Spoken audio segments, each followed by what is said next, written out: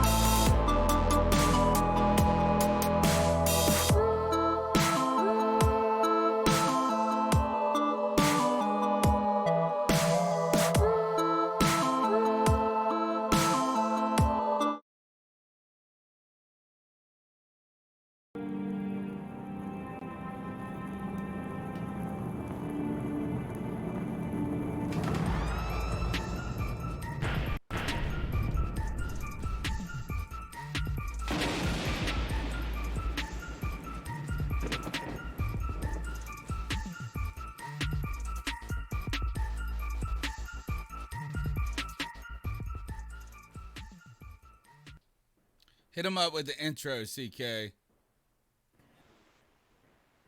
In a world where Carolina Panthers fans have an insatiable appetite for Panthers news and opinions, only one podcast roars ferociously. It's the C3 Panthers Podcast. Perfect. What's up, Panther fans? It's your boy, the professor, a.k.a. Tony Dunn. It's the C3 Panthers Podcast. Hopefully, my microphone settings are not blowing your ears out because I'm going to be blowing your brain out later. Carolina Panthers fans have an insatiable appetite. How am I hearing? Not me. Was it me? It might have been me.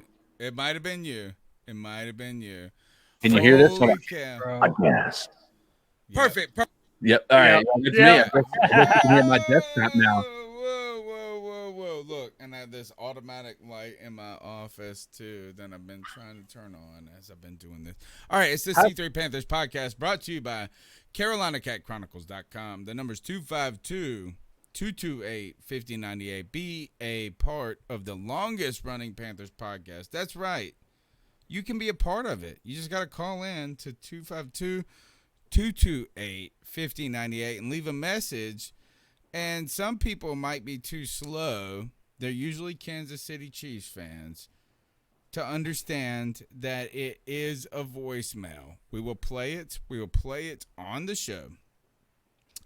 And but you won't be. You'll be kind of live, but we can't banter back and forth. What was that dude's name? You I guys can't even remember the guy that was the Kansas City fan. The dude that was talking shit about me and my pathetic shoulders. Yeah, I remember that guy. Yes, by the way, the chat room is telling you that your levels are low to bump you up a little. Oh, they don't ever say that, dude. Right? No one's ever like bump it up. Hey, look, let me put my face up in it. That's what she said. That's what she said. All right. It's hopefully the C3 Panthers podcast. It's the longest running Panthers podcast there is. That's right. Everybody else quits. We stay alive. And you know what we do? We just hang out together on Tuesday nights, hanging out with my homeboys, talking the latest Panthers news and opinions. And I do it with my best buddies. That's right. Cody Lashley in the house. What's up, my friend? Tony Dunn. What's up, brother? We're getting closer and closer to football. We're inching closer and closer. I'm pumped about it, man. As usual on a Tuesday night, there's nowhere I'd rather be than hanging out with you guys and chilling with the most lit Panther fans in all of YouTube, in our YouTube chat. Scott Thomas, 10 Tizzy, Susan Deans with an early $25 love bomb. We love you, Den Mama. Thanks so much.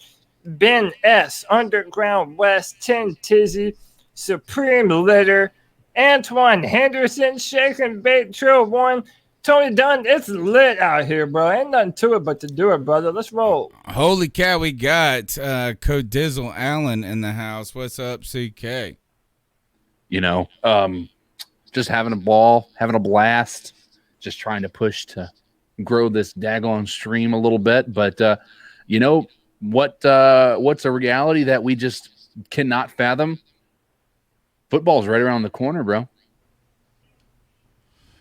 How close around the corner? And look, I bet you I just blew your ears out. I just blew your ears out, folks. But how close is football? We should be going into right now, I guess, the final week of the preseason, correct? Yeah. So but it is not. September 13th is our game against the Raiders.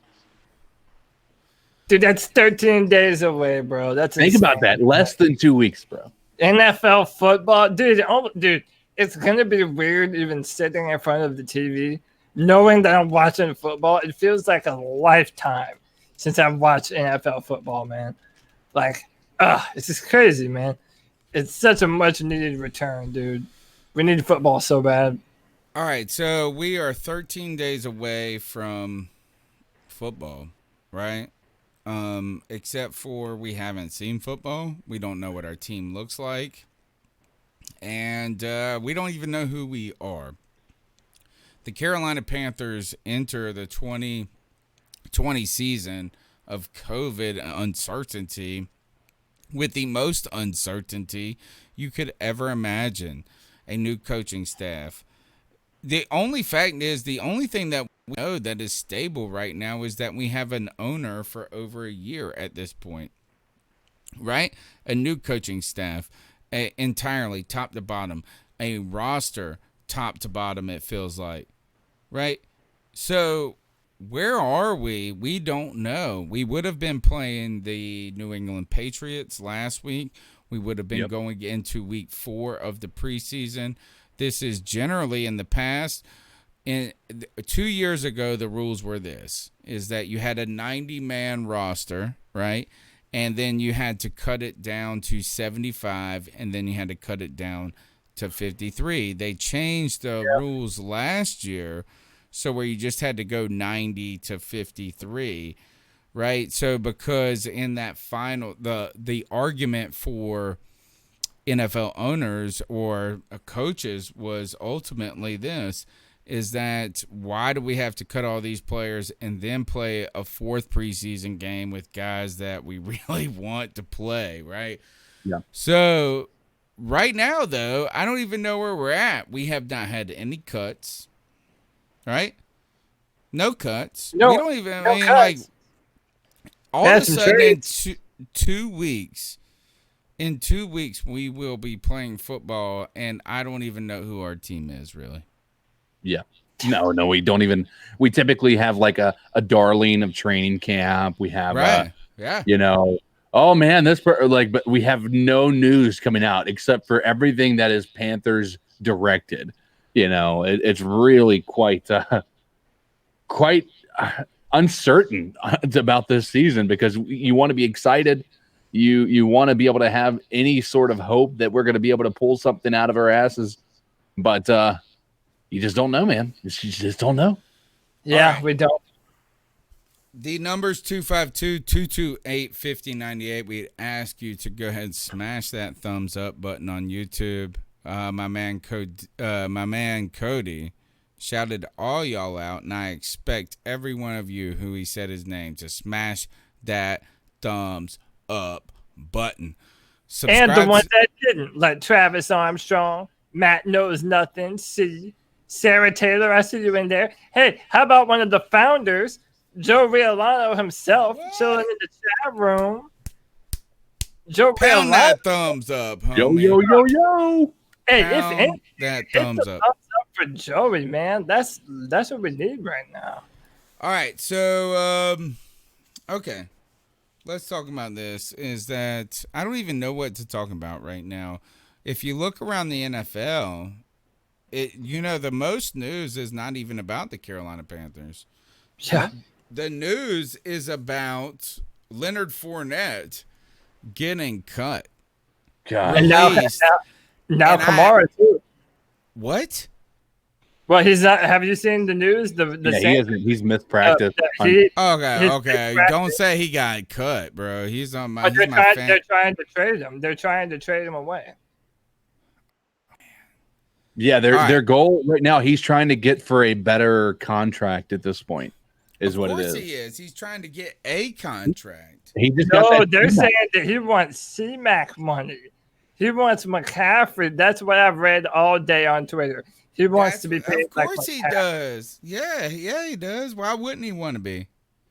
Yeah, but not everybody's McCaffrey, bro. Like, he's good, man. I don't know if he's McCaffrey, but I mean, hey, man, I'm not. You know what Kamara's saying is he was McCaffrey before McCaffrey. Yeah, do you remember that first year they were drafted in the same class, and everyone was like, "Oh, we should have took Kamara instead of McCaffrey." I know that was bro. Put Christian behind that Saints offensive line and tell me what he would have done. No, Kamara was nasty. No one's taking that away from him. That rookie year, bro. He was nasty. He was hurt last year. He still played through on. And look, I'm kind of Kamara defender because he's on my fantasy team. I've had him as a keeper. I picked him in the 14th round. I've had you may want him. to reconsider depending upon where he goes this year. If he doesn't stay with the Saints. Dude, send him somewhere else. He'll be just as good. All right. That's bold. All right, so but let's go back. Who was I talking about before? Fournette. All right. So here, I do want to go ahead and put this out to everybody listening. Is that yes, I was wrong. 100,000% wrong. Is I wanted Leonard Fournette over Christian McCaffrey. I thought Leonard Fournette was going to be amazing. And I won't even say in defense because it's not about defending. I almost want to say, what the hell are the Jacksonville Jaguars thinking at this point? Why? They're thinking right now, number 1 draft pick next year. Yeah, they're thinking Trevor Lawrence is going to look good in the Jaguar uniform. Apparently, they're also thinking that Coach Dabo Swinney would look good as the new head coach of the Jacksonville Jaguars. So, I don't know. I do want to at least throw out there that if you look at all the players that Jacksonville has lost from the time they were last in the playoffs to now, dude, it's a ridiculous list. No. Look at the worst list. From 2012 to 2017, they had 5 consecutive years of top 5 draft picks. None of them are on their team still. Dude, that's a special kind of back. They tried to trade him away on purpose, it seems like. Yeah. Well, because Right? they traded away Jalen Ramsey. Yannick Ngakoue got traded to the Vikings because he was saying, I am not going to play for the Jacksonville Jaguars. He took a pay cut to take a 1-year deal with Minnesota. Mm-hmm.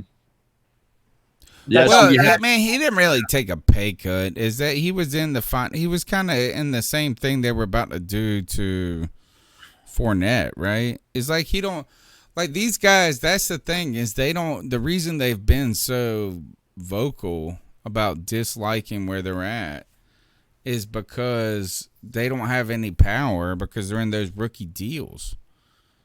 You know, like Jalen Ramsey forced himself out. He forced himself out. And all of these guys have, but they have traded away Calais Campbell. They've traded away Jalen Ramsey. They've traded Ngoku or whatever his name is. Yeah, they also tried to shop Leonard Fournette. I do want to apologize to everybody, and I want to apologize to Christian McCaffrey specifically, is that he's amazing, and Fournette has not been. But in defense of Fournette, he has been 1,000-yard rusher every season, it feels like. He caught something like 60 or 70 catches. It's almost like Christian McCaffrey has just been so sensational, it makes Fournette look pedestrian. Yeah, he was. Listen, I think this is fair. He was pretty good on a team that was god awful for a long time. And they made it to the AFC Championship game, right? Yeah, kind of fluky in my opinion. Just I because agree. It was a little fluky, but it was this. It was not fluky in this. Is that they had a badass defense. They had Leonard Fournette, who was pounding the rock, and Bortles, who at that time was not turning it over like crazy. I didn't think there would be another team that could crumble as quickly as we did, but the Jaguars definitely made a run at that. They have been. They crumbled so quickly, CK, that I almost forgot that they were even good. Yeah, they were. They good weren't good. It was like they were good for like 3 months. And that was they were, and it was. They had a great defense. Blake Bortles was playing out of his mind that year. I mean, they just seemed to have what you needed to be able to push farther into the playoffs. And then all of a sudden, whatever happens. I mean, they have another year where Blake Bortles ends up being, pedestrian, and then that defense starts to turn on one another because there's only so much you can do when your offense can't put up points. You have reports of Leonard Fournette being lazy or not a team player. I mean, when you have things. But he wasn't, though. Like, he was that maybe, I guess, in the first year, right? Yeah. But then he went and had, like, some sort of peace pipe moment. Last year, he went and got serious on his own. Like, he came in healthier than ever. I know he had that one moment. He got pulled over in a traffic stop, and it wasn't good. Right? Yeah. But other than that, it's not like he has been bad. No, what do you think? Why do you think they did it? Well, but again, man, there's something wrong with Jacksonville. We're talking about too many players now. Like, you don't want to take all the blame away from him. But, dude, sometimes you just get drafted to a bad situation, to an NFL team that has no vision. The GM has no idea what they're doing. Like the Panthers, they have no organization from the coaching staff because they're always turning over new coaches. I mean, yeah, I don't really blame him. But listen, I'll also give credit what credit is due. Dave Gettleman chose Christian McCaffrey at pick number 8. And a lot of people didn't think it was a good pick. But when you look at what he's done, man, I mean, he is quite literally the only reason the Panthers were even relevant in any football game last year. So, yeah, it's kind of hard to compare him to Christian. I don't know why I was so infatuated with Leonard Fournette. at the time. I mean, I think he just looks like a NFL player. You know, Yeah. I don't know what happened. But he was a You wanna- brute, and he was fast, and it was downhill. And traditionally, that's the kind of style that the Panthers had that we would use Jonathan Stewart in. Yeah. Here's what I was going to say. I mean, honestly, I think this could have been the best thing that happened to Leonard Fournette because obviously he's going into a contract year next year. But the reason I say that is next year, do you guys know how many running backs are on the market? A ton. A ton. Aaron Jones, Dalvin Cook. You have Alvin Kamara, technically, unless he gets his extension. Todd Gurley. Yeah, Todd Gurley. Todd, I think he signed an extension with the Falcons. But Yeah, he signed him 1 year. So after this year. Oh, yeah. Okay, cool. Yeah, so Todd Gurley. There's like 10 top-of-the-line, top-tier running backs in the league that are going to be free agents next year. So this is why Kamara's doing what he's doing, because he is sure as hell not going to get a contract he wants in a market like next year. And Leonard Fournette, if he were to be, I mean, like I said, for him, it makes a lot of sense because now he can actually go out, try to get a long-term contract, or at least play for a contract extension with a team. But it's I think it could be the best thing that happened to him, so he can go to a winning culture possibly and actually be able to contribute, and then raise his stock a little bit. Where does he go? How about the Bengals paid Joe Mixon today? Did y'all see that? Joe I Mixon did. got a 4-year contract, man. And part of me is like, yeah, it's not smart to sign running backs. I said that even when we signed Christian, as much as I love him. But, dude, if you have all these running backs floating around and you have your guy, yeah, pay him now. You have Joe Burrow, the number 1 pick in the draft. I think we're really having a conversation about how important the running back is and the style of running back. Because Fournette was that power bruiser. Yep. And, Mixon was to another degree himself. But, dude, McCaffrey could just do it all.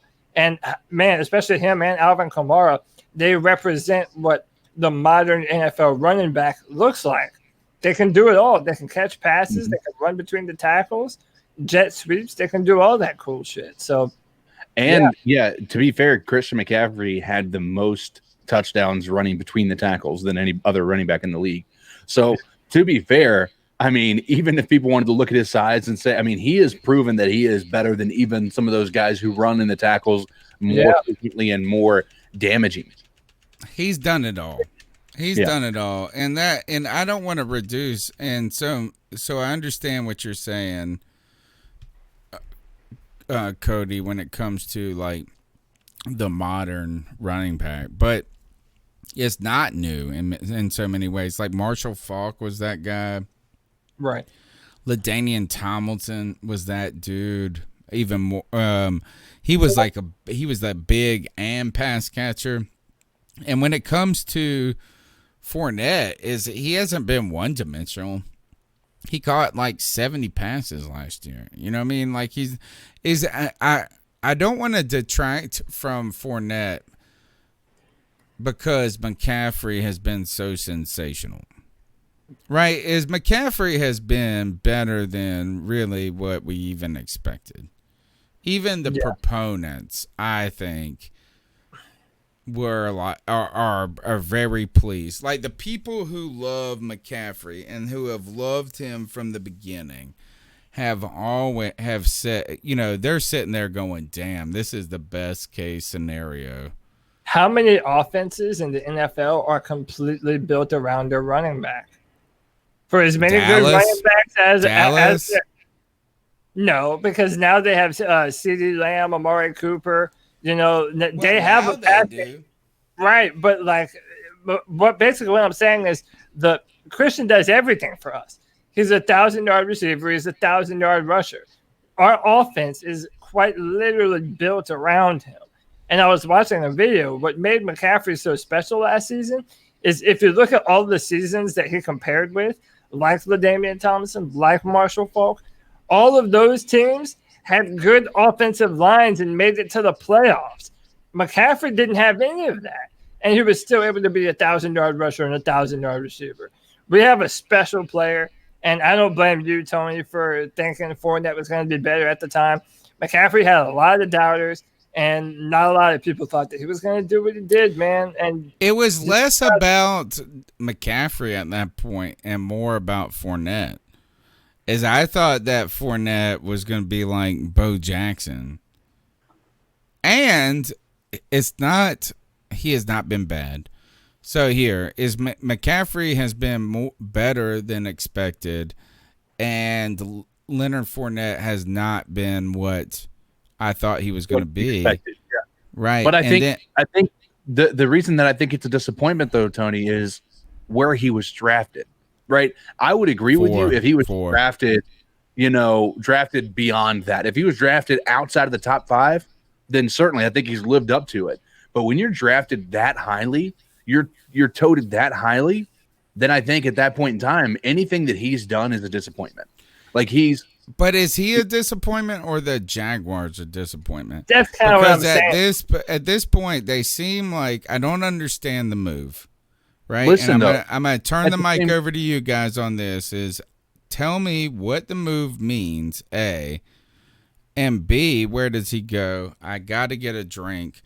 10 Tizzy's been saying my mouse is driving him crazy. You know what's driving me crazy is not having any alcohol doing this podcast. You guys tell me those two things. Is it Jacksonville, and where's he going? I'll be right back. All right. CK, you want to go? Let's do this. Let's just throw out where do we think he's going to go? I'll say if I'm picking, I think he's going to the Bears.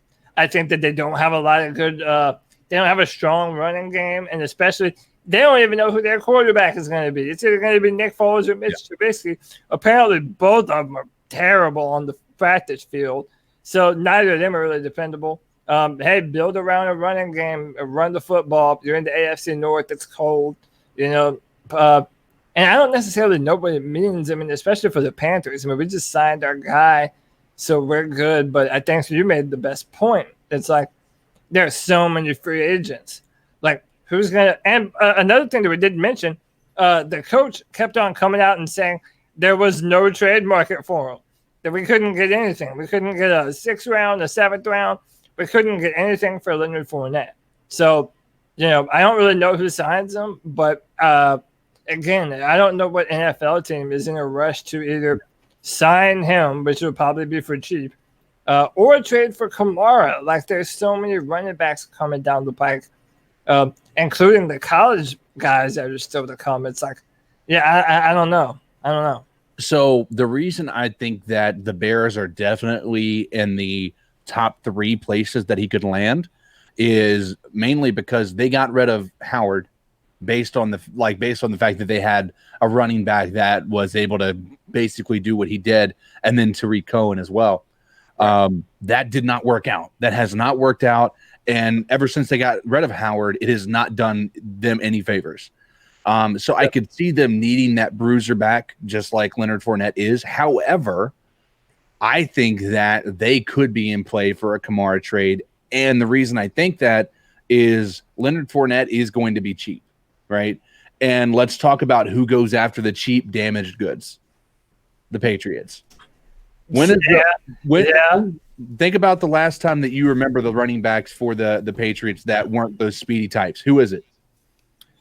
That weren't the speedy types? Damn. Yeah. LeGarrette Blount. Yeah, and they won a Super Bowl. Well, they had that 1-2 kick of Sony Michel, too. And Sony Michel is still there. He's still up there. Are you talking about him going to New England? Yeah. That's where it's going. That's where he is going, homie. A lot of people are saying it makes a lot of sense. I mean, it makes way too much sense, but I do. Maurice Jones-Drew made a point that the way that the Bears run their offense, it would allow Leonard Fournette to run downhill like he wants to do. Oh, dude. And Montgomery just got hurt, right? God of Blackness in the chat has the best comment.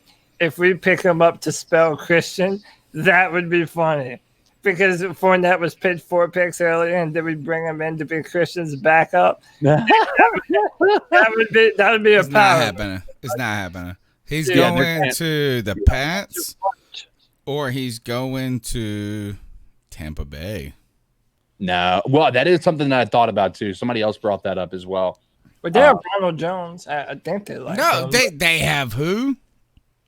Ronald Jones. He did. Yeah, I mean, He did you good know, on the stretch last year. yeah, he did his thing last Yeah. year. Was he a top? Was he? No. He was. Come on. I don't know if you're ready to get him out of there and try to sign Leonard Fournette to a 1-year You don't deal. have to get him out. You could sign Leonard Fournette and still have Ronald Jones on your team. It's not like Ronald Jones is going to be like, oh, my God, I quit football because you Probably disgraced what me. he's looking at. Like Leonard Fournette's probably looking to go to a place. Well, he wants to be the bell cow, but realistically, wherever they sign him, he's probably going to be a part of a 1-2 punch this late in the ball. He is going to the Patriots. Think about this. Is I know you guys, you're a little young to remember this, but Corey Dillon, right? Mm-hmm.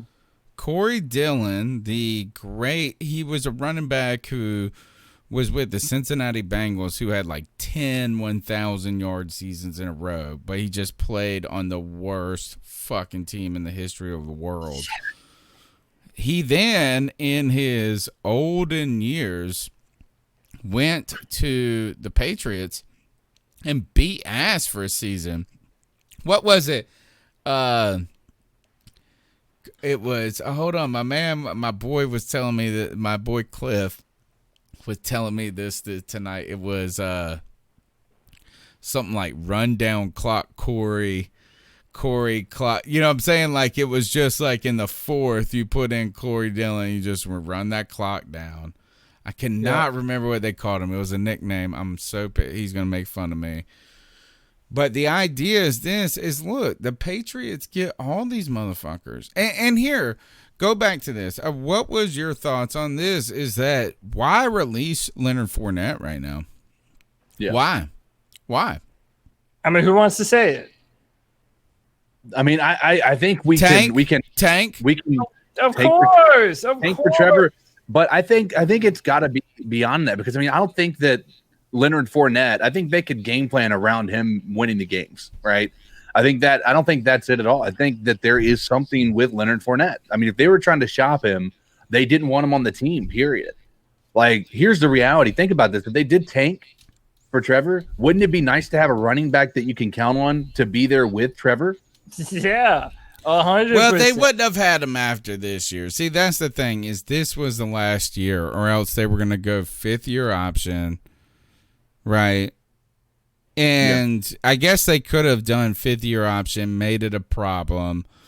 You know, then he would have sat out next year. They're trying to, whatever. I don't think that he has been a problem in the locker room. I think he had one incident where he got pulled over and he didn't have like tags or something. He didn't have his insurance right or his license. But he spoke out in his like the first year or two, but he's really stepped it up. The last year he was a team dude and they sucked and he was great. But again, not great, but like he was. I don't understand what they benefit from by just releasing him. They don't. And why did they not wait at least to trade him? Well, but it goes back to two things, right? So players don't tank. Players are never going to put shitty film out there for other teams. It hurts their own personal business. It's just not a good look. So tanking is done from an organizational standpoint. Like, hey, we're just going to get rid of some people and whatever happens, happens, right? Now, what this says to me, though, is the teams that always try the hardest to do it always fail to get the number 1 pick. Miami tried to do it, and they ended up with the 5th pick. So no matter how hard you might try and tank, it doesn't mean that it's going to happen or that you're going to be successful doing it. Moreover, I'll repeat, why are so many players looking to get the fuck out of Jacksonville, man? Dude, they hate it. They hate it. By the way, no other team in the NFL has more complaints submitted to the NFLPA than the Jacksonville Jaguars. That is a 100% fact. So, again, man, it's like they're either building something new or they just don't want people that don't want to be there, which is apparently most of their football team. Was it them that had the problem with the SAR? Do you remember at one point, I can't remember if it was them or Miami that had problems with Yeah, that flesh disorder. Yeah. You know what I'm talking about? Yeah, that's what I was trying to think about. What is that though? It's not the MRSA. Yeah, it is. Well, yeah, it is. Was MRSA. it MRSA? I think they had MRSA or something like that. There's some dirty shit floating around in that Yeah. All right. So it was Christian McCaffrey, Dave Gettleman's greatest draft pick. Who all did he draft? Probably so, huh? Star, KK, Trey Turner. A lot of good. There were good players that he drafted, but the only great one to this point has been Christian. I think. Yeah, I mean there were some guys in between there. All right, so let's move on to this. Here's some news: is that the Panthers canceled practice on Saturday. The players not refused, but I don't know what to think about. Right now, I'm so upset with Panthers media. I'm so upset with the coverage of this. It's so team friendly and missing. I'm so irritated by it. But the guy, there was recently another shooting involving a black man involving the police, and the Carolina Panthers then all types of sports. I mean, the NBA boycotted some things. It was Jacob something, right? Look at Ben S. Thank you, Ben. Look, if my man Ben says the mic's good, I believe him. Look, I got the green screen, guys. I'm in Bank of America right now. My mic is good. Y'all better smash the thumbs up button right now. The Panthers podcast popping. But Jacob, I don't know. I have not been in tune with the news recently. But the NBA has paused. You know, they boycotted a game. I know. I saw. I'm a Cubs fan. That Jason Hayward sat out a game for the Cubs, and then the Panthers decided to not practice on Saturday. So, any thoughts on sports reactions to society boycotting, and does that affect the team at all as they're trying to prepare? Matt Rhule said they believe they can make it up easily. This was a Sunday, right? It was Saturday. I think it was Saturday. Let me turn this light on that keeps going off. I'm listening. I don't see this impacting much of anything. I mean, any more than our lack of preseason is going to impact anything. I really don't. I don't see the fuss. I think it was more about what they were out of practice for, more so than the fact that they missed practice. I don't think practice was a big deal. I think the reason that this is a bigger story is because of the reasoning behind it, more so than anything else. Do you think that what do you guys think about the sports world? What do you guys think about them? I guess not taking days off. That's not the right word. Making these statements, and not that making a statement is a problem. Do you guys really believe that the Panthers not practicing on Saturday, I guess, moves the needle is my question? I'm sitting here selfishly wondering how this Panthers team is going to look in 2 weeks. But do you guys think that does that statement help, I guess, is my question. It depends, man. Like, players have the platform, so they want to use it. And let's also be real about this. If we're talking about it, most of the players who make up an NFL roster are black men. So you can't tell them that you don't get to feel a certain kind of way, or you don't get to add your voice to this, specifically when millions of people are going to tune in on Sundays and Thursdays and Mondays to watch them play football. So, I mean, at this point, it's become a part of our lexicon, man. Like, players protesting, like that's the new normal. I don't think it's ever going to change. I mean, as long as the problems in America continue to not change, I don't see football players and basketball players and what have you choosing to sit out these discussions. It's kind of just the new normal, man. And don't blame anyone for making football political or whatnot. Politics makes everything political. It forces. Well, our lives are political, right? We are humans, and we right, are. but politics forces its way into these discussions. So whether or not certainly. we want to talk about it or you want to hear about it, it doesn't matter. It's what's going on right now. What do you think about all right, so the Panthers make this, I guess. Do you think the statement from the professional athletes really is an impact, though? I think it depends on what athlete. So I'm right? I'm just kind of interested in this. Is like I'm not even negative on it. Like I'm not negative on it. Like I don't have a problem with any of it. My question is just ultimately, do when the NFL doesn't practice a game or when the NBA doesn't play a game, do any of us truly give a shit? I mean, if you're an NBA fan, yeah, you probably give a lot of a shit. I mean, but do you like all of a sudden you're woke? No, like LeBron and them were talking about boycotting the rest of the season, and personally, I just didn't see what good that would do. I mean, you're part of the reason you have the platform that you have is because you play basketball.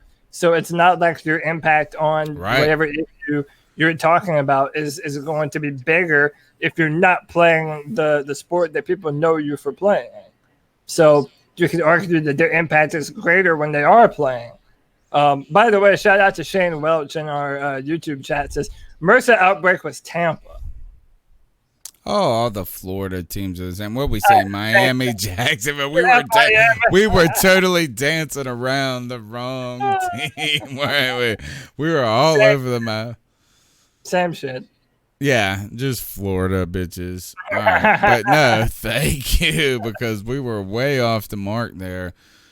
So, all right. So Leonard Fournette could be, I think he's going to be a Patriot, bro, with Cam Newton. Come on. Who would you rather see? It's the Patriot way, bro. Who would you rather see with Cam Newton, Alvin Kamara or Leonard Fournette? Ooh. I think Leonard Fournette. I think Leonard Fournette. Yeah. I think Leonard Fournette would be perfect for Cam. Is Cam don't need a dump off guy. He can get out of problems. You know, he can do that. What he needs is a guy that's just gonna beat ass up the middle. Let me tell you though, he doesn't need one, but he sure as hell benefited from having one his past few years. No, he didn't. No, he didn't. He didn't even know Christian McCaffrey. Dude, Christian McCaffrey was Cam Newton's like only and favorite target. 1 year. 1 year. His rookie year, and he wasn't even that big then. I mean, 2018, man, he wasn't. I mean, shit. Even at that early half, but man. Cam only played 6 games, right? Yeah. Oh, let's turn it over to the chat room. Let's ask that. We're asking the chat room, if you are the Patriots GM and you're Cam Newton and you're sitting down drinking a little glass of red wine vino that Cam likes to drink, right? Would you rather go after right now? Because the Patriots go after, this is how they do it. They do it every damn year. They go and get Cam right now. Now they're going to go get Leonard Fournette or Alvin Kamara with the trade. They're not getting Alvin Kamara. They cannot get it. They can't even afford. They can't Alvin afford Kamara. him. They can. Yeah. Well, they can financially afford him. Might be able to. If you're the Patriots, did you give up a 4th round pick for Alvin Kamara? Yes. Yeah. Like why? Yes.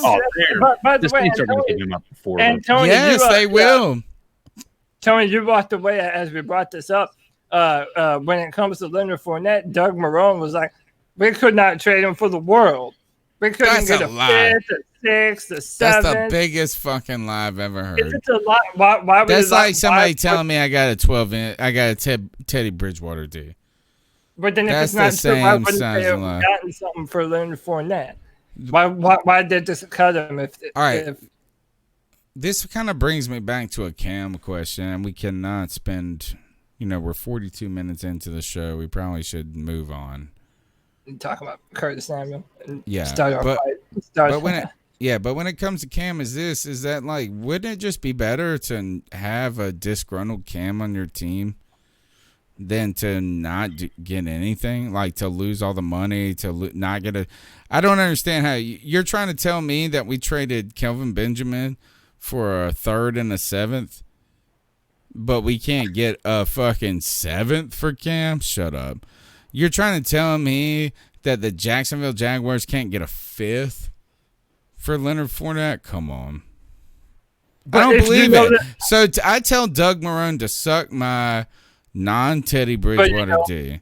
This is a sign of a good GM, though. If I'm the other it's GM... It's not a sign of a good GM. No. I'm not talking about their GM. I'm saying all the other teams, if you say, no, we're not going to trade for him, they already know that Leonard Fournette doesn't want to be there and that the Jaguars don't want him. So instead of, think about what they don't make any sense. They should not want to lose a player that bad. There's no reason to not want Leonard Fournette that bad.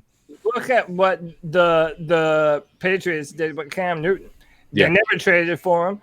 Dude, they just put their hands, sat on their hands, bided their time, and then all of a sudden Cam Newton is just ready and waiting to come into the football. And think about this, that they got value on 2 fronts. They didn't have to get rid of a draft pick, and they got Cam Newton at a fraction of the cost they would have gotten him for on a trade. Bargain. Yeah, I feel like using the Patriots as the example is a bad one because they're the yard sale cutthroat motherfuckers. You know what I'm saying? They're the ones that come to your yard sale. I remember, actually, here's an exact example of this. So I went to this yard sale once, and my wife was like, damn, that's a pretty vase. And this lady goes, that's a Jefferson vase or something. It was like some special vase or some shit like that. And I said, well, I'll give you $5 for it. And she said, nah, fuck that. I paid like $250 for it. I said, well, you're selling it at a yard sale, bitch. You ain't getting like $20 for it. You'll be lucky if you get a $5. I ain't buying it now. Did you say those exact words? Yes, pretty much. Yes, I actually probably did. Close to it. I said, maybe not the bids point, but that's how the Patriots deal with every deal, bro. Yeah. They're like, yeah, I mean, but do you really believe, like, why did Jacksonville cut him? It doesn't make any sense. And therefore, they should have just left. You almost just put him on the practice squad. I mean, I know you can't do that at this point, but the Patriots will get him. The question is, do they get him or Alvin Kamara? And I think the better fit, who do you think the better fit is? I think the better fit's fucking Leonard Fournette. They have James White. They have all these little scat backs that you can always. Sony Michel. They have, I think Rex Burkhead is still there. Discount Christian McCaffrey. Yeah, man. Right. I mean, I don't really know what else to say about it other than I just hope that they go to teams that make it interesting. Let's go to Kevin Boshovin's comment. The Pats will trade for Curtis Samuel. I'm transitioning over right now. You sent me a tweet today, Cody, that said that Curtis Samuel, and why is my computer running so slow? Curtis Samuel, report by Roto World that he's just not even having a cool camp. Yeah, that he's not having a good camp, that he apparently is dealing with another hamstring injury. So, again, I'll give credit where credit's due. You keep bringing up that he's hurt all the time. This is another thing that they're monitoring. But apparently, even when Curtis is on the field, he has regressed further past his than further past the way he started at. So, where he was when he came into camp, he's apparently looking even worse than that. And how is that even possible? Yeah, and a lot of this. That's what I want to know, is that how is that possible? Because you don't get to see Curtis Samuel in his true form. His true form is getting him the ball and seeing this motherfucker run 80 yards down the field and break tackle, like do all this magical shit. You don't see that in training camp. How can he look bad in training camp? Is he missing routes? You know, what do you think that means, Cody? He's not getting the reps. That's what I think it means. But I'm hearing he's wide receiver 3. That even Robbie Anderson is wide receiver 2 over him. But my thing is we this. expected that. Everybody expected that. And you expected that. I still don't know. No, we went and signed Robbie Anderson to a significant 2-year deal. They wanted him to be the dude that wasn't DJ, and everybody is on DJ's dick, by the way, right now. It was also, well, apparently he has. If you're a fantasy dude, everybody is on that D. The exact DJ opposite of what's D. being said about Curtis Samuel is being said about DJ Moore. He's separating well, making incredible catches. The Panthers Twitter team has already posted a bunch of stuff showing how good he's looked. DJ Moore's having a great camp right now. But my thing is this. Didn't we just get a report that we also need to talk about that Matt Rhule is looking for defensive back help? Meaning, other than Dante Jackson, and we talked about this last Tuesday, there's no wide receiver 2 right now. Troy Pride's getting reps. A bunch of people are getting reps. DB2. DB2, yeah. DB2. But, what am I missing here? Our defensive backfield is getting shredded, other than Dante Jackson, but yet Curtis Samuel doesn't look good. Like, part of this almost seems like a smokescreen. Like an attempt to divert you away from Curtis Samuel, man. I'm putting on my tinfoil hat right now, bro. Supreme Letter says more D. Well done, sir. More D. That's what she said. But do you understand what I'm saying? Like, how is it both true that Curtis Samuel looks terrible, but our defensive backfield also looks like shit? Like, if they're looking like shit and Curtis Samuel's looking like shit, then that's a bad recipe, man. At the same time, apparently he's dealing with a hamstring injury. So I don't know what to make of this, man. Yeah, I don't know what to make of it because it's one source. Have you guys seen any other person post about Curtis Samuel? No, but no, and that's what I want to talk about Matt Rhule and this new Matt Rhule kiss of death going around. Every time Matt Rhule praises a player, they're either getting cut or traded or whatever. It ends up being the opposite of what Matt Rhule said. So Matt Rhule praises Andre Smith, says how good Andre Smith is, and then a little while later we're cutting him, and then they amend that, and now we're not. We traded him. Yeah, we amended it, and we're trading him now. And this is at a time when our third linebacker position is more in question than it's ever been. We have Shaq Thompson, Tarir Whitehead, and no idea who number 3 is. And we're trading away linebackers. I don't know, man. And where does he go? Where does he go? Keep rumbling, baby. Dude, it's insane. If you look at in fact, I'm gonna pull it up as you guys talk, but still, the kiss of death, right? Tell us about what you mean by the kiss of death for people who may be go down the line. So Matt Rhule start with Cam. Yeah, and it goes with Cam Newton. Matt Rhule was talking up about how excited he is to have him on the team, and he was so ready to work with Cam, and he's such an infectious leader. And then boom, Cam Newton's out the door. And it's like, okay, is that a Marty Hurney decision? Is that a Matt Rhule decision? Whatever.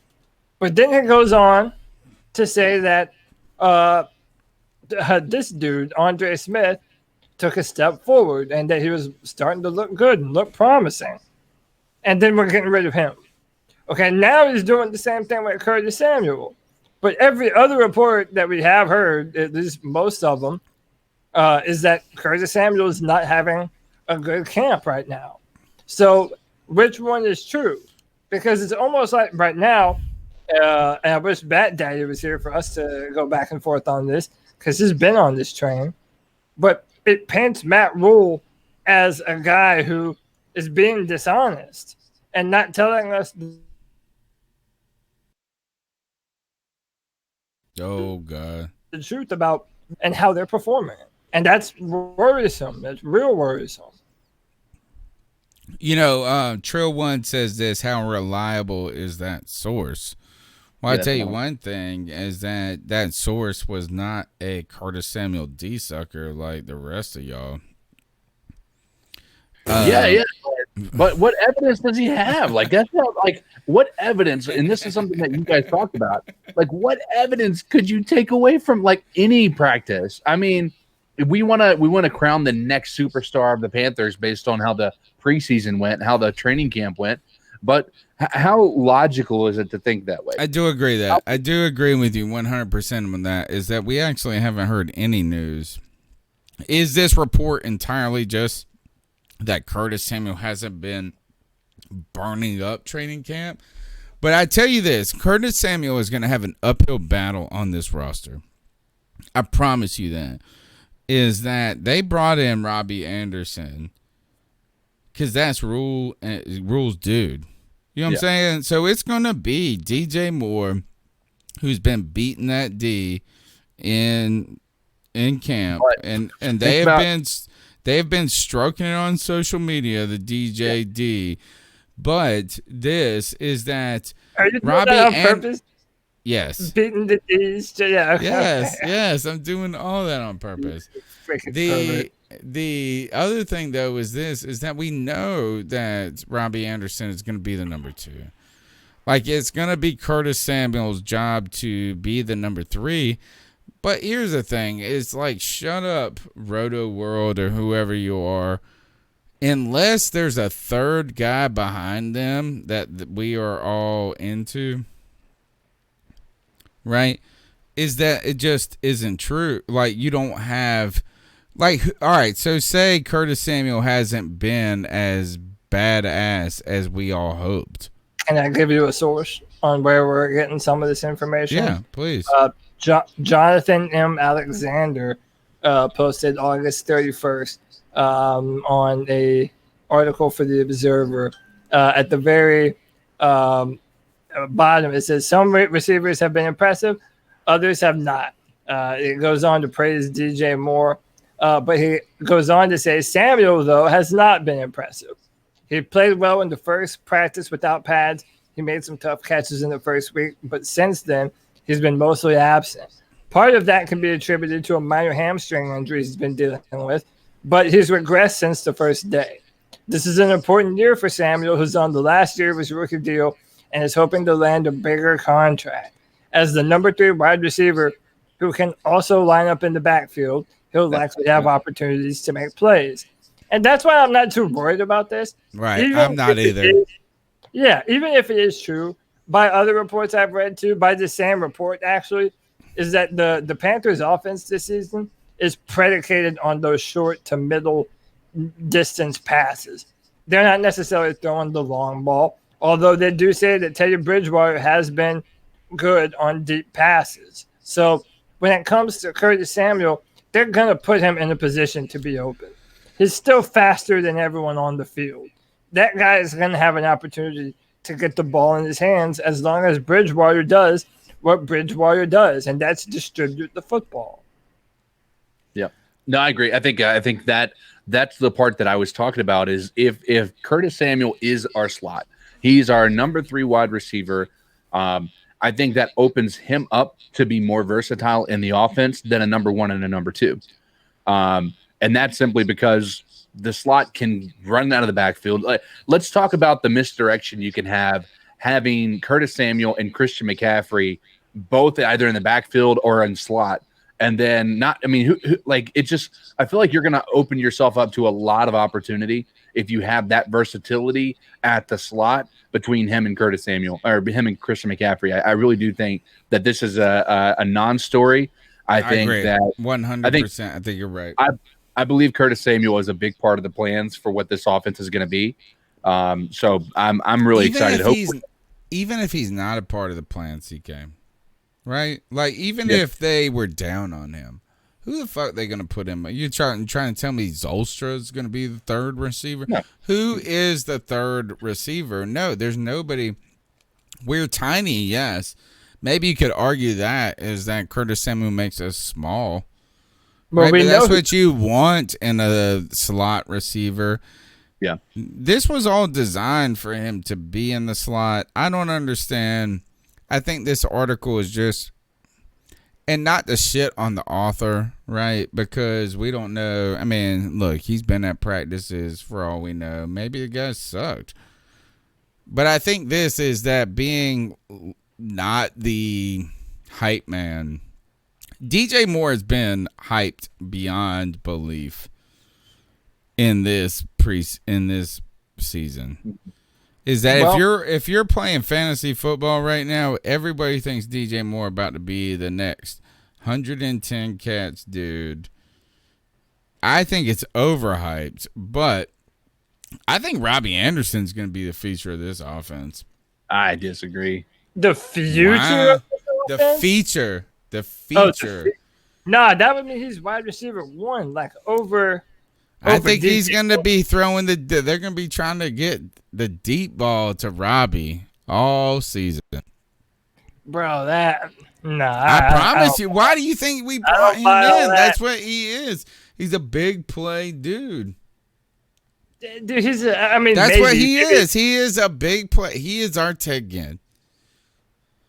So I think that the thing that I would say I'm cautious about is he's had a few good games, like a few good seasons with the Jets, but he had 800 yards with the Jets twice, and that's all Teddy ever had with us. He was the number 1 wide receiver in those years. No, he was not. Who else was there? Ujamumu, whatever his name is. The hell are you talking about? What'd you say about my mama? All right, Tony's out of this conversation. Cody, let's just go ahead and continue this. His name was like Ujamina, whatever. It's a real dude. Robbie Anderson. Anderson. A real dude, I promise you. Robbie Anderson had a few good, maybe, and it was decent seasons. I'm not saying he's going to be bad. On the worst fucking team possible, dude. Yeah, no, think about it. He was on the team when McCown. Remember when McCown was throwing the ball to him? McCown had a great year that year, like one of the best years he's ever had. And he was getting the ball to Robbie Anderson. Robbie Anderson was balling out. We had that game against them, and we were destroying them. And I think it was 2017 when we went to the playoffs. And Robbie Anderson, they were down by like 30 points, and he got a score, and he was telling people to vote him to the Pro Bowl. What I'm talking about is it's not like this guy has been blowing the doors off. No, he hasn't been blowing the door, but he's got 700 yards. That's what Ted Ginn did. Like all those years that we thought that Ted Ginn was awesome, and everybody's like he's the best motherfucker in the world. He only got 700 yards. Yeah, but that's exactly what Robbie Anderson has done. Robbie Anderson is going to be our Ted Ginn, but there was better. No one he can catch. Had more talent than Ted Ginn. We have players on this team at the receiver position. I believe that we have 3 receivers on this football team. 2 of them are better receivers, and Christian McCaffrey's in that running too. I don't think I can name 2 or 3 people. Y'all are sleeping on some damn Robbie Anderson. Robbie Anderson as a receiver. I'm not saying he's not going to be all right. That skinny little motherfucker is going to be good. I think. So you're going to tell me you would take Robbie Anderson over DJ Moore? No, well, I mean, what in fantasy you're trying to say? I mean, yeah, I guess. Yeah, I mean, I will, and this is why I'm going to say this is because DJ Moore is going like the top 20, the top round. You know what I'm saying? You get Robbie Anderson in like the 7th or the 8th. Actually, I did pick Robbie Anderson in like the 7th or 8th round. So no, I'm not trying to say. I think that DJ Moore is getting so much love. I hope he's amazing. And I do expect him to be all these different things and this and that. But fantasy football people, they build their numbers too much on the previous season. Yeah. And so, look, Teddy Bridgewater is not going to be Kyle Allen. He is not a one-read quarterback. What I expect, I don't know what to expect from Joe Brady's offense. I don't know what it's going to look like. I assume it's going to be like the Saints offense. We can go look at some LSU games. But from what I saw and what you continue to tell me, Cody, about Joe Burrow is ball distribution, right? And I assume that Teddy Bridgewater was brought in to be a guy like that. So I do expect DJ Moore to eat, but I don't expect him to be 12, 13 catches a game. Well, I assume it's going to be like 7, Robbie. Isn't it reasonable 4. to assume that our offense is going to look similar to the Saints? Drew Brees doesn't have a big arm. So you think that DJ Moore is, what's his name? DJ Moore in this system could very easily end up Michael Thomas. He ain't even Michael Thomas is like 6. No, listen. Michael Thomas, look at his stats. 90% of his catches are within 10 yards of the line of scrimmage. Yeah, that's what I'm saying. He is not. If you look at the stats, the Saints were not throwing the ball down the field and making big plays. That was not how it was happening. That's why Michael Thomas got the record for the most receptions in the NFL. That's just because Breeze can't chunk it no more. But what I mean by that is, even still, that lends to the point. He can't chunk it anymore. So Michael Thomas is 6'3". How tall is DJ? But DJ Moore is a yards after catch guy. So they're going to get him the ball in space and let him make a play. They're going to go to him a lot. And by the way, with his O-line. Yeah, and that's one of the reasons why you keep on hearing that the Bridgewater connection so far to DJ Moore and Christian McCaffrey is real. He is using them as they should be used. He's getting the ball out efficiently to both of those guys. So it says to me that they're going to be very important in what we do. And I would not be surprised if DJ Moore does end up trying to fulfill that Michael Thomas role in our offense. Shout out to our boy, Chef Jeff. Chef Jeff, Home Mycology. You can find his YouTube channel where they tell you to teach, where he teaches you how to, I don't know. Would you explain it? Self-medicate? Yes. Like self-hallucinate. Hey, some of them psychedelic spores, bro. That's all. He says games without fans will give us some great audio. He gave us a 420 donation that is lost on no one. See what you did there. Especially, it's not lost on Josh Gordon at all. No. So the Curtis Samuel continues to be, I guess, whatever. A question mark. But here, the death now was, hold on, let me see. I think I got it here. We traded today. Oh, I brought it up. I brought up the Bills roster, and then I got away from it because we were talking about Michael Thomas's size or whatever. All right, so the Panthers then traded in 2017.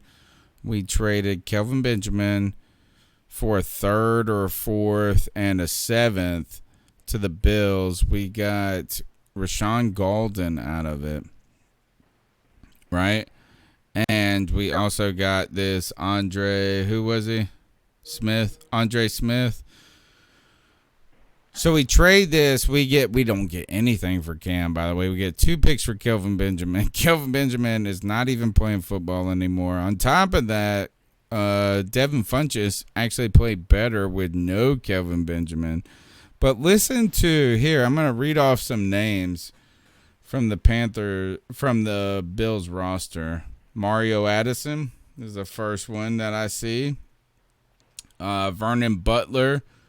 Brian Cox Jr. That's 3. Let's see. Hold on. We'll keep going. Let me see who else we got. Nope. I thought it was going to be more than this. Are you talking about how many of them were former Panthers? Yeah, yeah. Star Latulele, don't forget Star. Who's sitting out this year? Oh, Josh that is- Norman. Josh Norman. Oh, Jano. Yeah, I forgot about that. Dude, Yeah. the other night, Josh Norman went on the Panthers. Andre Smith. That's another. Yeah. He was. They were watching the Panthers and the Cardinals in the 2015, yeah. championship game. Dude, the back and forth banter between Josh Norman and Luke Kuechly was awesome, man. Yeah. It made me feel a certain kind of way, man. That heavy nostalgia. Listen, I don't care what anybody says. I love Josh Norman.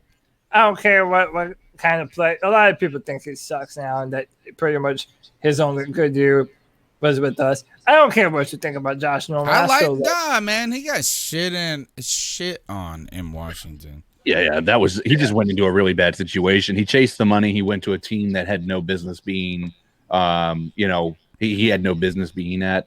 It's just an unfortunate circumstance because I think we can all agree that Josh Norman, whereas he is good, he's good in the system, and they weren't playing a system to his strengths. So Yeah. All right.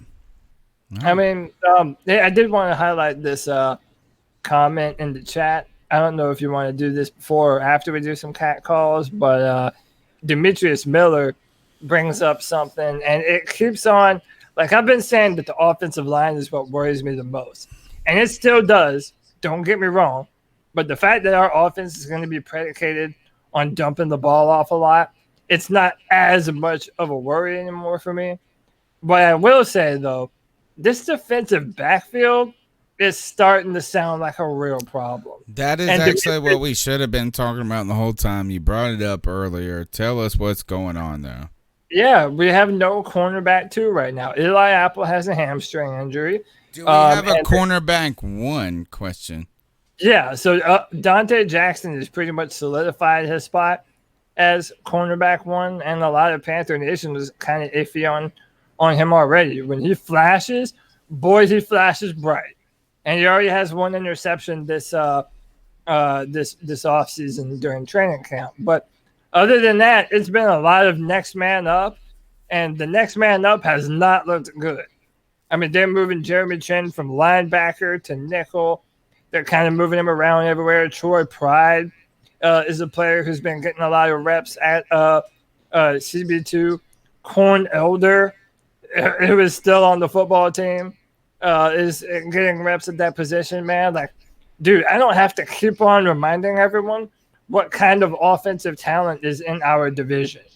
Like, this is not a good formula for success. I mean, every outlet, I've seen numerous different outlets say the same thing, that the Panthers' backfield is a problem to the point where Marty Herney is looking to trade for another cornerback last minute to try and get him in the system. And this is a problem, man. We're in the wrong division for us to have a secondary that can't hold its weight right now. yeah, no, And absolutely. a young defensive line on top of that.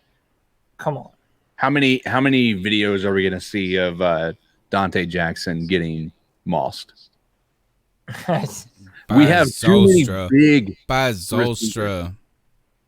We have no. I'm talking about in the actual game. No, we have but that happened in a practice by a guy named Zolstra. Yeah. Let alone it be Mike Evans. Yeah, Mike Evans, Michael Thomas, Julio Jones. You then go the other side. They're even the wide receiver 2s in our division are insane. I mean, and we've already seen Dante Jackson get roasted by Atlanta.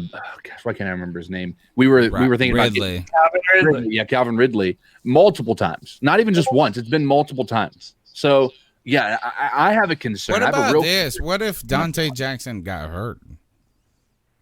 Oh, we'd be Foxville. It would be bad news. Listen, we're questioning. You know, Dante. I mean, we're already concerned about his performance when he's healthy. What if he's not even on the, you know what I'm saying? Ultimately, a hamstring away like Eli Apple is. Now, the Panthers then go on to say that they are, Joe Person reports that they're talking to teams.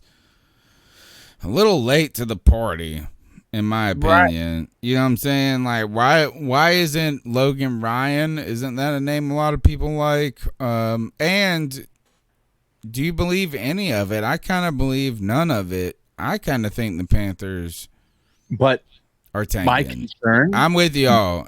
Tank for Trevor Lawrence. I think that's what they're doing. I don't believe they're going to go and get anybody. Wait, but Troy hold on. Pride. Let's clarify that. That's what you think who's doing. The Carolina Panthers administration. Okay, but again, who's making that decision to do that? Above Matt Rhule's pay grade. Marty Herney. David Tepper. I don't know. Right. What do you think- really think we're gonna go and get Jalen Ramsey? No, I don't not think. at all. No. Here's the thing: if any team is trading away a secondary player at this point in the season, it's because they weren't going to make the team anyway, right? So the reality of the situation is, I think this is again a no story. I think it's concerning from our secondary, but I do not. There is so little evidence that supports the idea that we're trying to tank. So little evidence. If that was the case, why go out and sign Teddy Bridgewater? Why go out and sign Robbie Anderson? Why go out and do all of these moves that they've been making? There is no evidence that's pointing me to the idea that we're tanking outside of our own expectations of this team, because we're without the people that we've seen in this system for the longest time in Luke Kuechly, Cam Newton, and Greg Olsen. I mean, we're missing those. Those are three components to this team that was our identity, and now they're gone. So now we believe tanking is the only option. But when you look at it from the outside looking in, the moves that we've made, the fact that we have a very rah-rah type of coach who seems to be very predicated on his morals and his principles, there is no evidence that I've seen that we're tanking. Just none. Much to a lot of Panthers' chagrin. Well, Matt knows nothing in our chat room agrees with Tony. He says smoke screen needing a CB ? So like he's kind of questioning the legitimacy of this too. All I'm saying is this, right? We already knew, okay, according to all the reports, Dante Jackson is the only one that has cemented himself as cornerback number one, right? He's in there.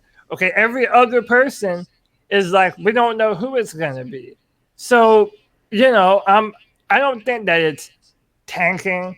Again, so I'm of both mindsets. Like none of the names that CK just said tells me that this is a win now football team. I mean, Anderson and Teddy Bridgewater, they're not elite talent, but they're not bad either. So I get that.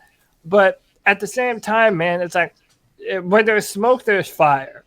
If we're going to keep on hearing this same report, I saw Panthers guy put shaking my head in the chat room like we're just trying to shit on the Panthers. I mean, it was a legitimate news story that was put out by multiple different publications saying that the Panthers were looking to add to their roster in the defensive backfield.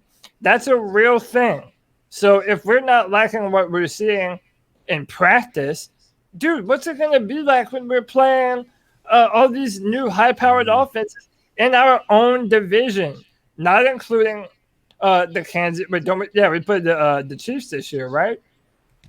Don't we? We do play the Chiefs, yeah. Yeah, we're going to play so many high-powered offenses. It's like right now, it doesn't look like our backfield is meant to withstand that. And it's we just have so tiny. That's not. It's less about talent. It's just tiny.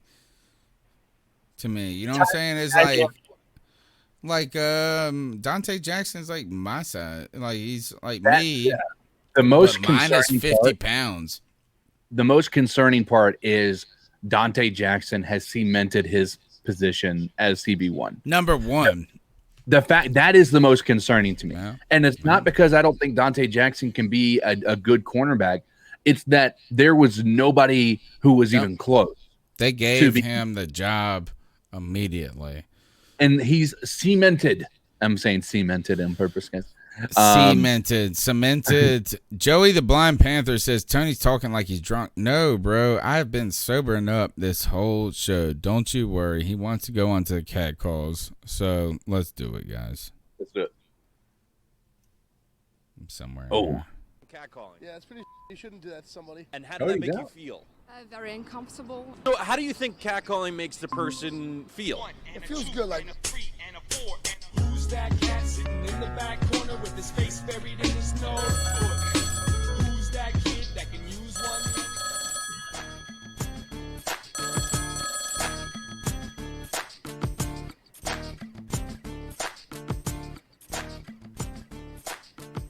Hey guys, it's G. Cavassier. I just want you guys to think about this. What if we re-sign Benet Benwickery and put him at wide receiver / quarterback? Keep pounding.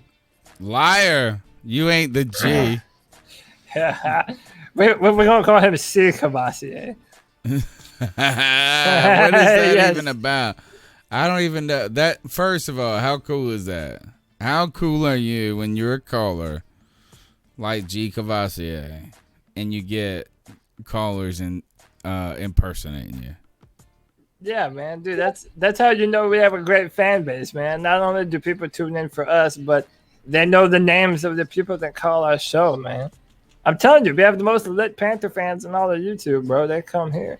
But hey, I'd let him be GM faster than I would Barry Herney. Right now, though, we are kind of interested in having Benet back, if you think about it. Like Benet or corn. Well, I'll just pick corn because I'm hungry. Sorry. Sorry, I love But some doesn't Benet. Benet kind of sound like a beignet? Yeah, like I am when you go to New Orleans and you get a beignet. Yeah.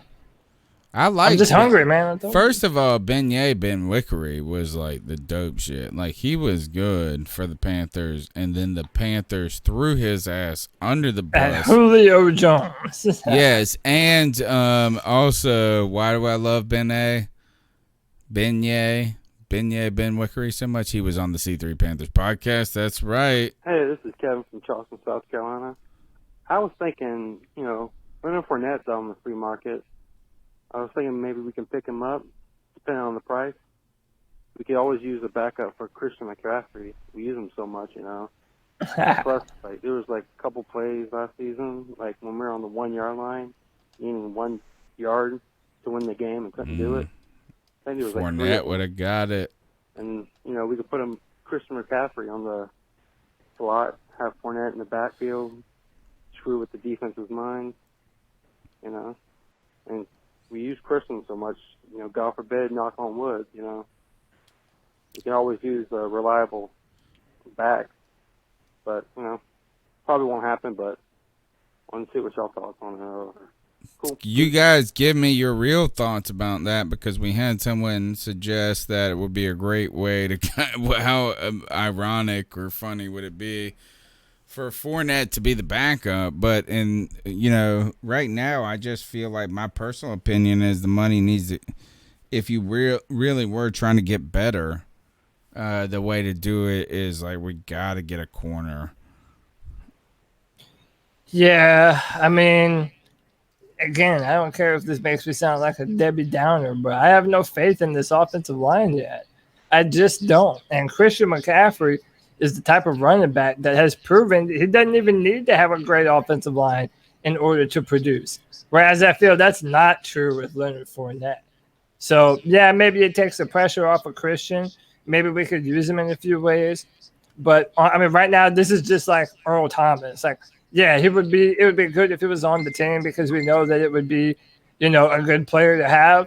But it's not going to happen. And I'm really not a fan of signing anyone right now that doesn't add to either the defensive backfield, or the defensive line, or the offensive line. If it's not any of those positions, you're talking about putting sprinkles on cake, man. Who cares?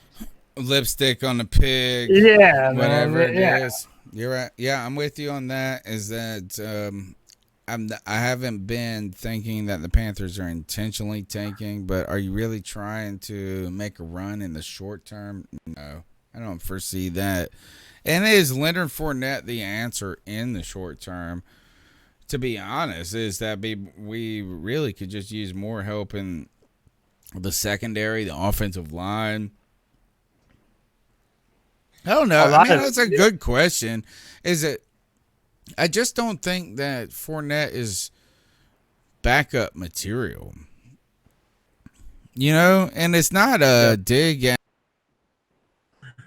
would be a backup if he came to the Carolina Panthers. But really, do you want Fournette right now? It's kind of like bringing in Cam to be the backup to Big Ben. I mean, again, I would rather have him than not have him, you know. But again, it's like we understand how to use them together. That's another thing. Maybe Joe Brady would, but none of the offensive coordinators in the past. Like, in some ways, I would say, well, slip McCaffrey. How about this? If the Panthers did sign Leonard Fournette, how would we use Christian McCaffrey? I think at that point, you make Leonard Fournette the damn back, and you put Dan McCaffrey out there as the third receiver. Leonard Fournette becomes the next Cameron Artis-Payne here in Carolina. Oh, that's such bullshit. No, it's true, though. All right. Next call. C3 Podcast. What's up? It's your boy Mike, a.k.a. Supreme Lisa. What's up, Supreme Lisa? You guys, hopefully I can tune into the podcast tonight while I'm moving these Amazon trailers up and down I-85. Oh, man. My man's a truck driver. Ooh, that road is crap. So I guess not too much going on. Season's almost here. Can't wait. How about Fournette getting released? Big talk. Not sure why. He wasn't bad, but I guess he wasn't good either. There could be a deep-rooted issue off the field, but I guess we did make the choice in tagging C-Mac that year. Yeah, over you're Fournette. right. You're right. Don't think we had a choice because Fournette was taken before us, I believe. Yeah, that's what I was going to say. We want to credit. I wanted Fournette, though. You guys can ponder on tonight. So with the Hall of Honor having 4 players so far, I know they can't do it every year just because of how young the franchise still is, but who do you think, let's say 5, probably 10 years down the line or whatever, 5 to 10, who would be the next lineup of Hall of Honor players? Do you think they wait that long? Could think of a couple. Moose, Sin Muhammad. Let me see. Dan Morgan. I think we could put him there. Nope. None of those guys are getting in. Not enough volume for the Panthers. Like that. Even Brad Hoover. The Who. He would probably be closer than anybody. Just let me know what you think. Who the next lineup of Hall of Honor people should be. Here's my answer. Keep pounding. John Casey. Keep pounding. I was going to say John Casey, the longest reigning Panther ever on John the Casey. You know, we kind of held it against him for that kick in the Super Bowl, but there was a lot of other things. He is like the best kicker in the history of football. John Casey's the guy. Dan Morgan's career too short, right? I mean, it just ultimately was. Similar to Kuechly, wasn't it? Even worse than Kuechly. Not worse. Kuechly's career was just so much more productive. Yeah. Like Dan Morgan was good, but it was less time and not as good. You know what I'm saying? Like, I mean, he had 20 tackles. He did have like 20 tackles in the Super Bowl game or some crap like that. It was amazing. Ooh, good one. But isn't D'Angelo even a bigger rusher than him? No, Jonathan Stewart has the most rushing yards by any running back for the Panthers. Really? I thought it was Jonathan D'Angelo. Stewart. No, it was D'Angelo for a long time, but Jay Stu's final year here, he was able to break that mark. I'm pretty sure everything is gonna crash soon. I am remembering that correctly, right? I think so. Yeah, I think the Panthers rushing leader is. No, it's I thought it was D'Angelo. I'm looking it up. But no, D'Angelo has burned too many bridges in Carolina. I feel like there's no way that he gets in before Jonathan Stewart. Jonathan Stewart, like, I know he went to the Giants, but he has been a big part of the Panthers organization since he's retired. You know, he's actually been there. He's been being a part of the whole, you know, going back in time and living through the Arizona Cardinals NFC Championship game. I mean, there's a lot of, I think a lot of, well, let me rephrase. I don't know if there's a lot of potential options, but my question, I guess, goes to this. At what point how long do we wait? Do we wait till careers are over? Obviously, right? And do we think that Greg Olsen